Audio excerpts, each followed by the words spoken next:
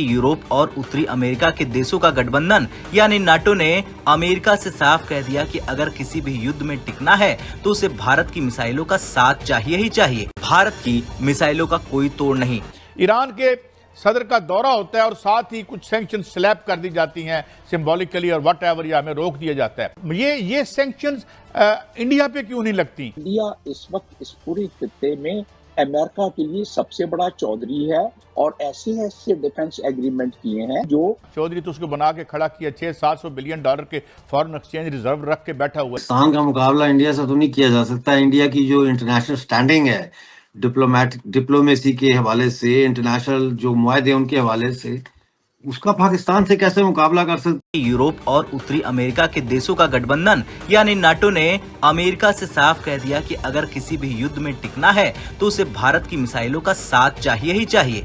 NATO ने इसके पीछे की वजह बताई कि अमेरिका के जो मिसाइल होते हैं उनके साथ युद्ध करना मुश्किल होता है क्योंकि ये काफी महंगे होते हैं। दरअसल जिस तरह से रूस यूक्रेन संघर्ष के बीच मिसाइलों या दूसरे हथियारों पर नाटो ने पैसे खर्च किए, उसने उसकी कमर तोड़। नाटो के जो रक्षा जानकार हैं, विशेषज्ञ हैं, उन्होंने इसे लेकर सवाल खड़े कर दिए और नाटो संगठन में चर्चा हो रही कि अब उन्हें भी सस्ते और खतरनाक और सटीक हथियारों को यूज करना चाहिए, जिसके लिए भारत सबसे उपयुक्त साझेदार है। नाटो संगठन को पता है कि भारत के जितने भी स्वदेशी हथियार या फिर भारत की जो स्वदेशी मिसाइलें हैं वो अमेरिका या फिर नाटो संगठन के किसी भी देश के हथियारों के मुकाबले आधे से भी कम की कीमत पर मौजूद है। और दूसरी बात ये कि भारत के हथियार खतरनाक और सटीक हमला करने में सक्षम होते हैं। और अगर तुलना की जाए भारत की मिसाइलों और अमेरिका या ब्रिटेन के हवा से हवा में मार करने वाली मिसाइलों की, तो एक अमेरिकी मिसाइल की कीमत भारत की 3 मिसाइलों के बराबर है। और भारत की मिसाइलों का कोई तोड़ नहीं क्योंकि इसकी खतरनाक तकनीक इसे जंग के मैदान में नंबर 1 बनाती है। ईरान के सदर का दौरा होता है और साथ ही कुछ सैंक्शन स्लैब कर दी जाती हैं सिंबॉलिकली और वट एवर, या हमें रोक दिया जाता है। ये सैंक्शंस इंडिया पे क्यों नहीं लगती?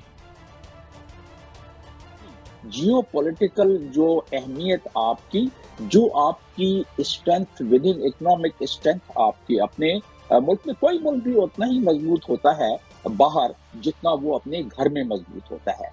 तो क्या हम अपने दिल पर हाथ रखें तो हमारी इकोनॉमी ठीक है, हमारी इस वक्त बाकी हालात ठीक हैं? अगर ठीक है तो हम मजबूत है और फिर जियोपॉलिटिकल सीन पे हमें लोग उसी हिसाब से सुनेंगे। अभी जियोपॉलिटिकल सीन पर इंडिया ने अपनी अहमियत को संभाव कर लिया है चाइना कंटेनमेंट के हवाले से, और इसमें बहुत सारे एग्रीमेंट्स भी कि आपकी खारजा पॉलिसी आपकी दाखिला पॉलिसी का ही तसलसल होती है। तो गोया जो इंटरनल वीकनेस है, हमारी इंटरनल जो वीकनेस है वो हमारे आड़े आ जाती है कि हम जो है 10 रुपए का लीटर पेट्रोल ले सकते हैं, बिजली ले सकते हैं और अपने इस क्राइसिस से निकल सकते हैं। बट स्टिल ये क्या है चीमा साहब? क्वेश्चन ये है कि आपको पता है कि रशिया के ऊपर सैंक्शंस हैं, लेकिन इंडिया ने उनसे तेल भी लिया और इवन रशिया से कुछ ऐसे वेपन लिए S-400 जो कि तकरीबन $1 बिलियन का एक मिसाइल मिलता है, और उन्होंने वो लिया। और आपको पता है काजी साहब, अमेरिकी बोले नहीं, अमेरिकी जस्टिफिकेशंस देते रहे अमेरिकी कांग्रेस के अंदर कि नहीं कोई मसला नहीं है, हम इसको देख लेंगे, कर लेंगे। क्वेश्चन ये है कि उनको इंडिया की जरूरत है अगेंस्ट चाइना। हमारी इस वक्त क्या रेलिवेंस है? रेलिवेंस के अगेंस्ट आपको दुनिया चीजें देती है। आप बात कर रहे हैं सैंक्शन की, रशिया पे भी सैंक्शन है, अमेरिका की। देखिए, अमेरिका की सैंक्शन के मुख्तलिफ इकसाम है, वो एक लंबी बहस है, उसमें उनकी इनेक्टमेंट्स हैं, वो मेरे पास मौजूद हैं। लेकिन ये है कि चाइना में पे भी सैंक्शन है, जो पार्शल सैंक्शन है, रशिया पर भी है, बाकी ममालिक पर भी है। अभी आपने सुन लिया कि इंडिया ने रशिया से क्या क्या खरीदा है और उसको नजर दूसरी तरफ कर लिया है अमेरिका ने।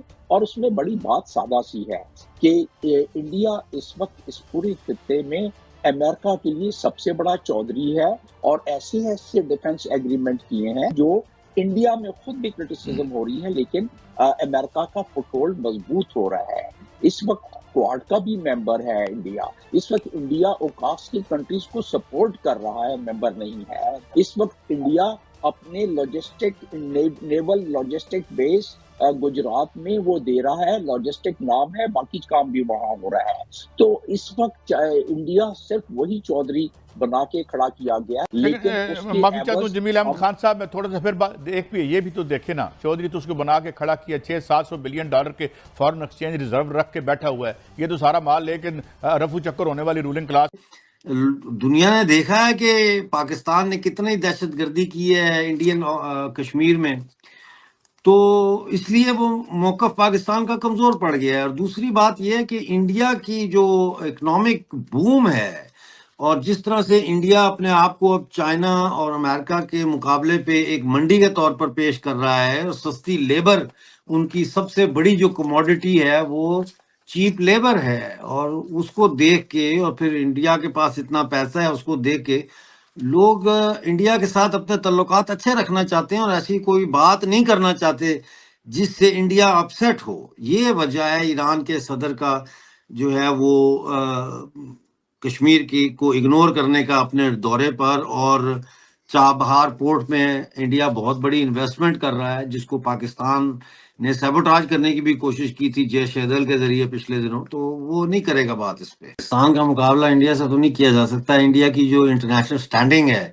डिप्लोमेसी के हवाले से, इंटरनेशनल जो मुआहदे उनके हवाले से, उसका पाकिस्तान से कैसे मुकाबला कर सकते हैं। पाकिस्तान को तो इंडिया जो अमेरिकन जो असिस्टेंट फॉरेन सेक्रेटरी है उसने ये तंबीह दी थी पिछले महीने कि अगर पाकिस्तान ने ईरान के साथ गैस पाइपलाइन के मुआहदे को आगे बढ़ाया तो पाकिस्तान को भी जो है वो इक्तिसादी पाबंदियों का सामना करना पड़ेगा। अब पाकिस्तान के लिए ये गैस पाइपलाइन बड़ी ज़रूरी है, क्योंकि इससे जो है वो 750 मिलियन क्यूबिक फीट गैस इंतहाई सस्ते दामों ले सकता है। दूसरा ये है कि ईरान को इससे आमदन होगी, तो वो अमेरिका ने वादे कर दिया है। इसीलिए मुझे शक ये है कि ये जो दौरा है ईरान के सदर का, ये गैस पाइपलाइन या ये 10 अरब का ट्रेड वॉल्यूम बढ़ाने के लिए नहीं है, बल्कि इसके पस पर्दा कुछ और अज़ाइम है। पाकिस्तान के चर्चित बिजनेसमैन और स्टॉक मार्केट के दिग्गज खिलाड़ी आरिफ हबीब ने सबके सामने पीएम शहबाज शरीफ से भारत के साथ रिश्ते सुधारने की गुहार लगाई है। हबीब ने कहा कि पाकिस्तान को अपने पड़ोसी देश खासकर भारत के साथ मेल मिलाप करना चाहिए। पाकिस्तान के आर्थिक संकट को लेकर आयोजित एक बैठक में दिग्गज बिजनेसमैन के बीच शहबाज शरीफ से उन्होंने ये गुहार लगाई। उन्होंने कहा कि पाकिस्तान की हालत सुधर रही है, लेकिन उसे भारत से रिकाउंसिल करना चाहिए। एनालिस्ट का कहना है कि भारत को लेकर पाकिस्तान अब अपने जाल में फंस गया है और उसे समझ नहीं आ रहा है कि क्या करना है। पाकिस्तानी अफेयर्स एक्सपर्ट फरहान जेफरी कहते हैं कि आरिफ हबीब जो भारत को लेकर कह रहे हैं उसे अब तक कई बार कई लोग कह चुके हैं, फिर चाहे वो IMF हो या फिर सऊदी अरब। पाकिस्तान की समस्या यह है कि उसने अपनी क्षमता से ज़्यादा का खतरा मोल ले लिया है। अब पाकिस्तान अपने ही बुने जाल में फंस गया है। ये जाल पाकिस्तान ने भारत के खिलाफ बिछाया था। फरहान कहता है कि पाकिस्तान को अब ये एहसास हो गया है कि वो अपनी मर्जी से भारत के साथ रिश्ते को चालू या बंद नहीं कर सकता है। उन्होंने कहा कि PM मोदी के लीडरशिप में चीज़ें अब काफ़ी बदल गई है।